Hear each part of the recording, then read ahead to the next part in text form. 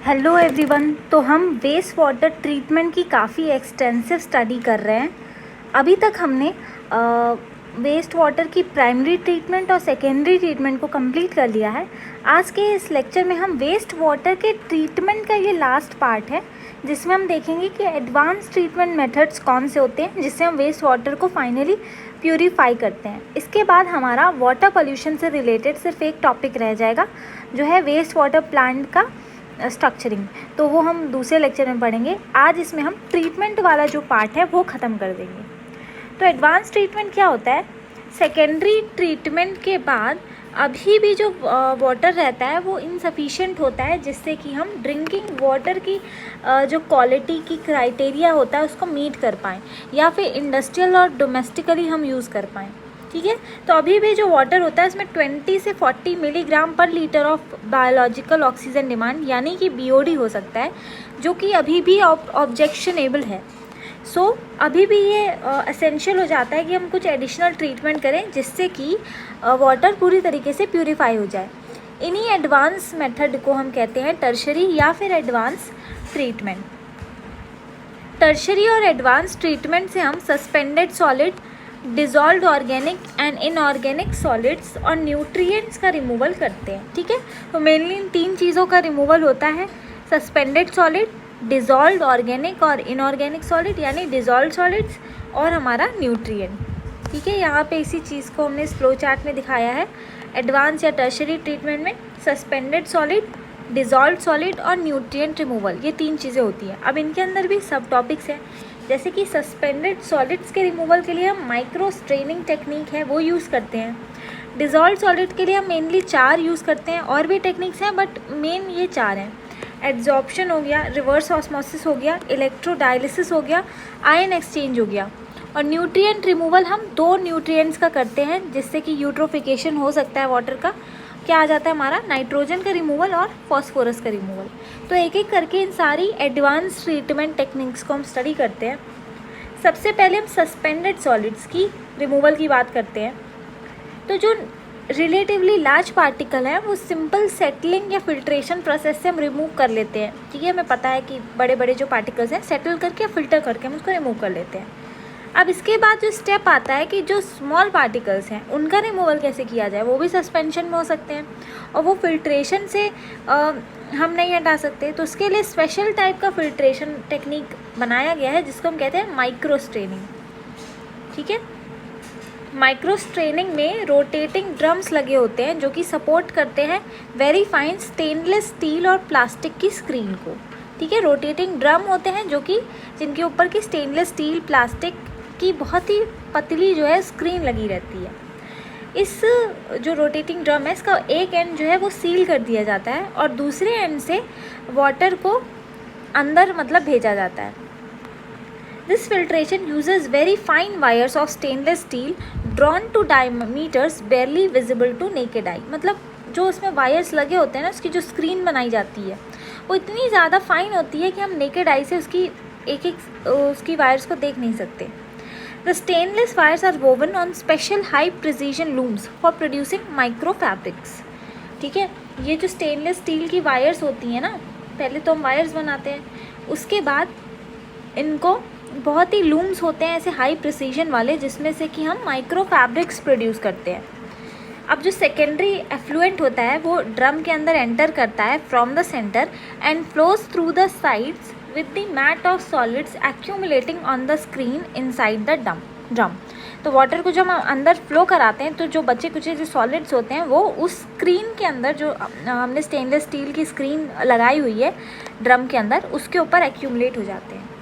जो ये micro fabrics रहते हैं वो बहुत ही लार्ज प्रोपोर्शन में जो सॉलिड्स होते हैं, जो कि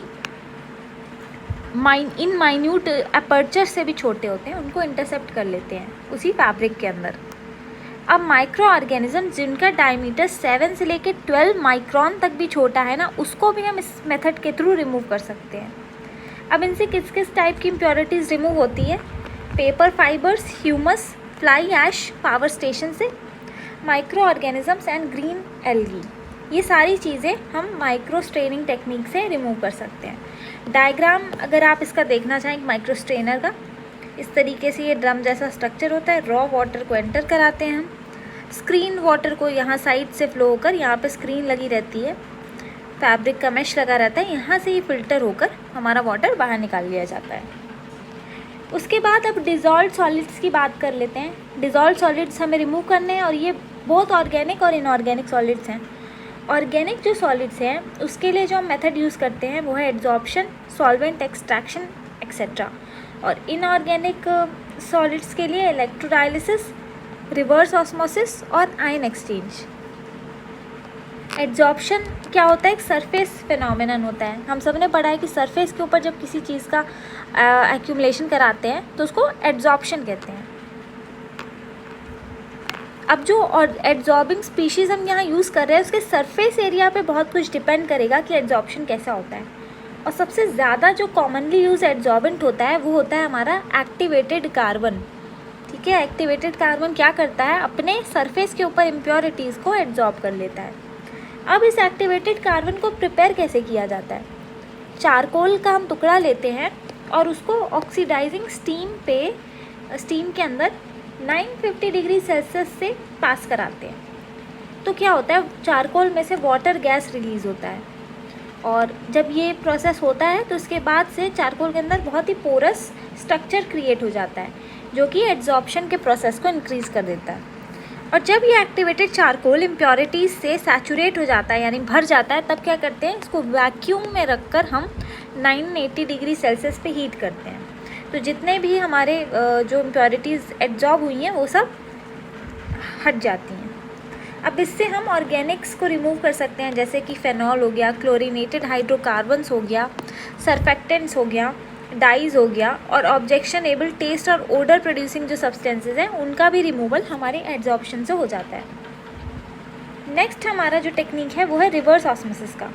ऑस्मोसिस हम सब ने पढ़ा हुआ है बचपन में। क्या होता है? सेमी परमिएबल मेम्ब्रेन से जब लेस कंसनट्रेटेड सोल्यूशन से जो लिक्विड के पार्टिकल्स रहते हैं वो मोर कंसनट्रेटेड सोल्यूशन में, सॉल्वेंट के जो पार्टिकल्स होते हैं वो मोर कंसनट्रेटेड सोल्यूशन में पास होते हैं, तो उसको हम कहते हैं ऑस्मोसिस। अब इसी का उल्टा प्रोसेस हो जाए कि मोर कंसनट्रेटेड सोल्यूशन से लेस कंसनट्रेटेड सोल्यूशन में जो वाटर का है वो मूवमेंट हो जाए, तो हम कहते हैं रिवर्स ऑस्मोसिस। ऑस्मोसिस में जो प्रेशर लग रहा होता है वो नेचुरल प्रेशर होता है जिसको हम ऑस्मोटिक प्रेशर कहते हैं। ठीक है, ऑस्मोटिक प्रेशर, जिसकी वजह से वाटर यहाँ से यहाँ पास होता है। रिवर्स ऑस्मोसिस होने के लिए हमें प्रेशर एक्सटर्नली लगाना पड़ता है। ठीक है, इसीलिए इसमें एक्सटर्नल प्रेशर की ज़रूरत होती है।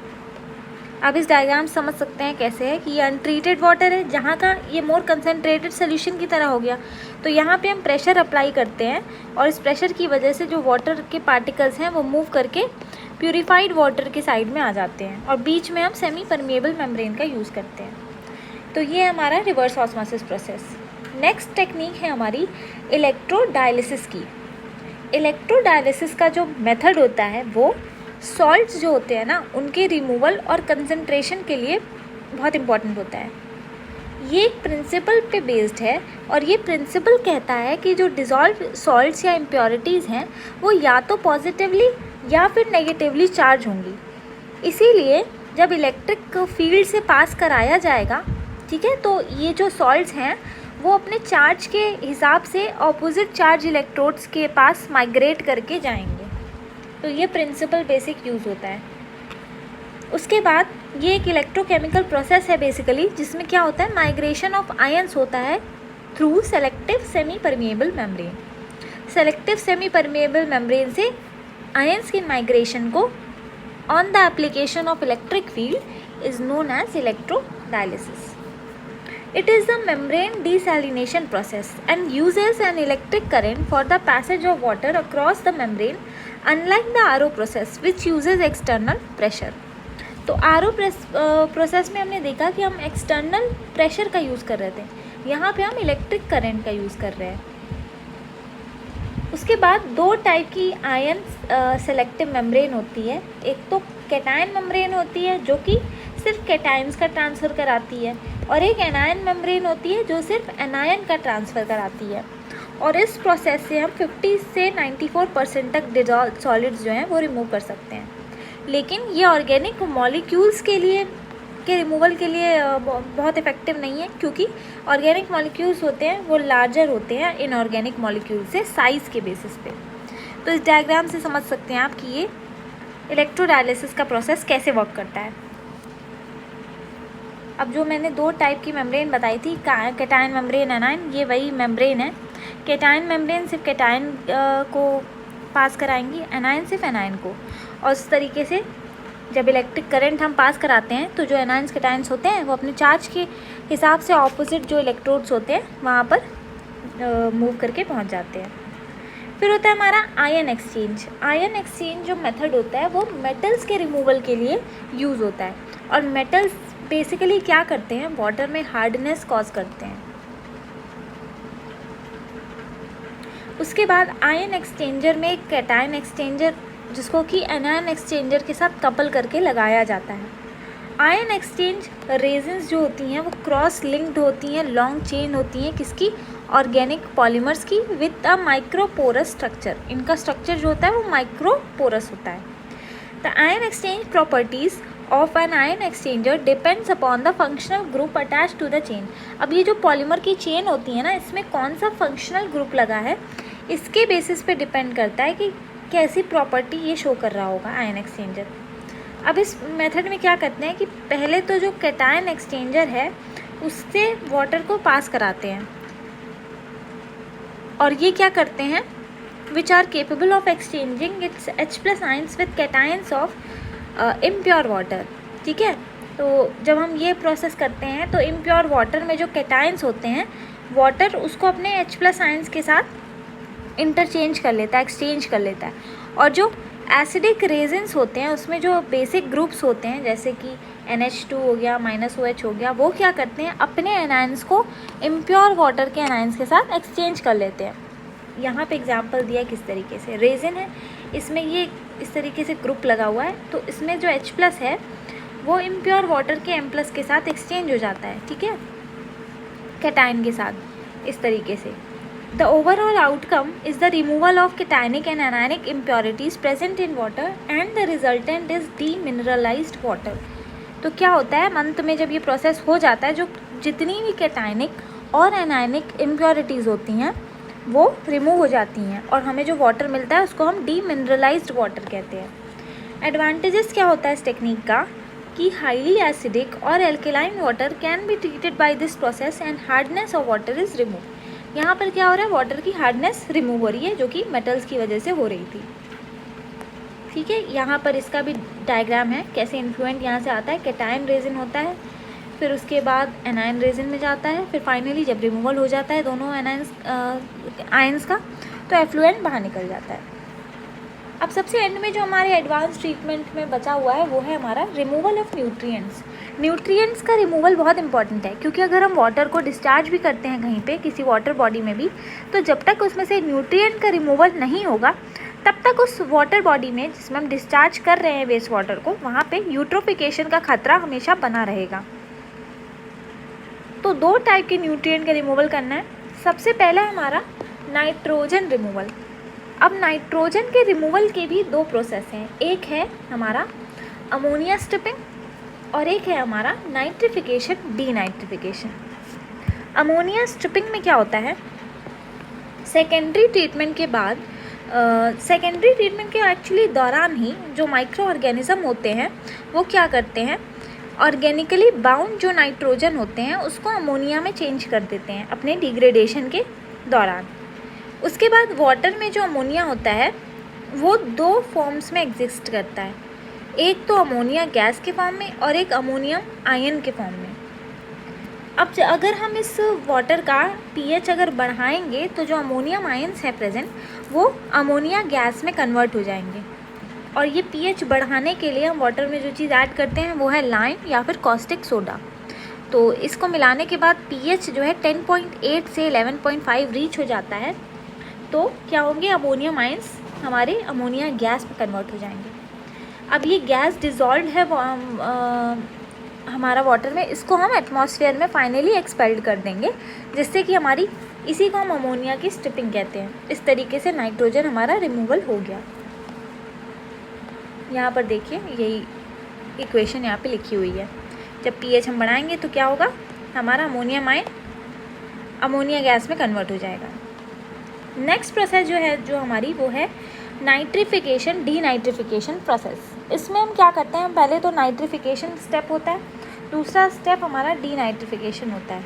बेसिकली इसमें क्या होता है, पहले एरोबिक बैक्टीरिया जो एयर की प्रेजेंस में वर्क करते हैं वो क्या करते हैं, अमोनियम आयंस को नाइट्रेट्स में कन्वर्ट करते हैं। फिर उसके बाद एनारोबिक बैक्टीरिया इन्हीं नाइट्रेट को नाइट्रोजन गैस में कन्वर्ट कर देते हैं, फाइनली उसका रिमूवल हो जाता है। अब यहाँ पे हम बैक्टीरिया का यूज़ कर रहे हैं, तो नाइट्रिफिकेशन स्टेप में क्या हो रहा है, अमोनियम आयन हमारे नाइट्रेट्स में कन्वर्ट हो रहे हैं। लेकिन ये कन्वर्जन की भी 2 स्टेप्स हैं।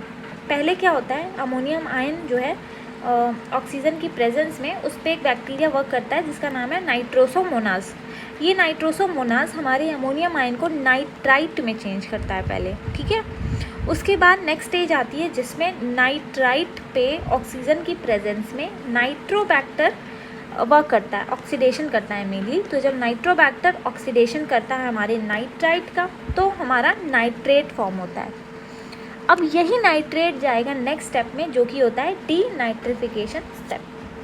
डीनाइट्रिफिकेशन स्टेप एक एनारोबिक प्रोसेस है जिसमें क्या होता है, हमारा नाइट्रेट की जो है हमारा ऑर्गेनिक मैटर की प्रेजेंस में स्यूडोमोनास उस पर एक्ट करता है। स्यूडोमोनास एक एनारोबिक बैक्टीरिया है जो कि हमारे नाइट्रेट का रिडक्शन करता है और नाइट्रोजन गैस फॉर्म करता है, और फाइनली इस नाइट्रोजन गैस का हम रिमूवल करा देते हैं। अब यहाँ पर एक नोट रखना है हमें कि ये रिडक्शन होने के लिए जो यहाँ पर हो रहा है, डिज़ोल्व ऑक्सीजन जो वाटर बॉडी का है वो 0 होना चाहिए, ठीक है, क्योंकि ये एनारोबिक बैक्टीरिया है, ये रिडक्शन प्रोसेस ऑक्सीजन की प्रेजेंस में नहीं हो सकता। तो डिज़ोल्व ऑक्सीजन 0 होना चाहिए, और इस रिएक्शन के होने के लिए जो एनर्जी होती है वो हमें कहाँ से मिलती है, ऑर्गेनिक मैटर जो यहाँ पर है जैसे कि मिथेनॉल, उससे हमें एनर्जी मिलती है। तो ये था हमारा नाइट्रोजन रिमूवल। अब लास्ट है हमारा फॉस्फोरस रिमूवल। फॉस्फोरस जो है वाटर में ऑर्थोफॉस्फेट के फॉर्म में मेनली पाया जाता है। इसके भी रिमूवल के 2 तरीके हैं, एक है बायोलॉजिकली और एक है केमिकली। केमिकल मेथड जब हम यूज़ कर रहे होते हैं तो हम वाटर के अंदर लाइम या फिर एलम मिला देते हैं। अब कैल्शियम हाइड्रोक्साइड जब हम मिलाएंगे लाइम को, तो वो क्या करता है, फॉस्फेट के साथ एल्केलाइन मीडियम में कंबाइन करता है और फॉर्म करता है कैल्शियम हाइड्रोक्सी एपेटाइट।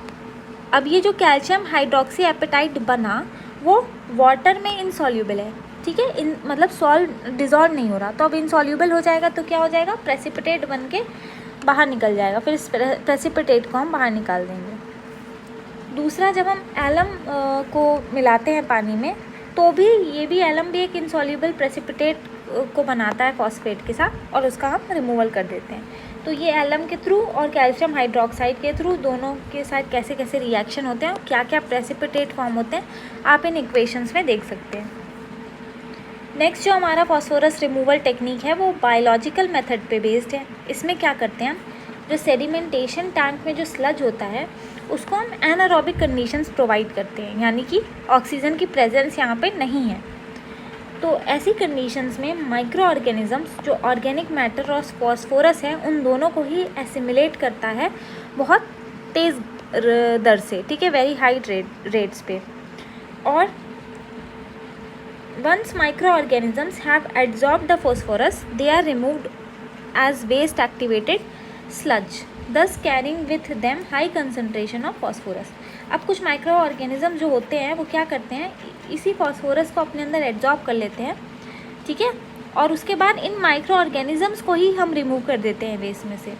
तो जाहिर सी बात है, जब माइक्रो ऑर्गेनिज्म ने अपने अंदर फॉस्फोरस को एब्जॉर्ब कर लिया, तो जब हम माइक्रो ऑर्गेनिजम्स का रिमूवल करेंगे तो उसके साथ साथ फॉस्फोरस का भी रिमूवल हो गया, ठीक है, तो अपने साथ उनका भी रिमूवल हो गया, फॉस्फोरस का भी। तो इस तरीके से आज हमने advance treatment of waste water देख लिया है, जो कि वेस्ट वाटर ट्रीटमेंट का लास्ट लेक्चर था। इसके बाद हमने वाटर पोल्यूशन का भी लास्ट टॉपिक देखेंगे अपने नेक्स्ट लेक्चर में।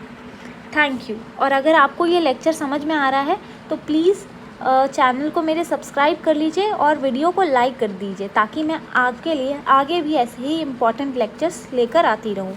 Thank you.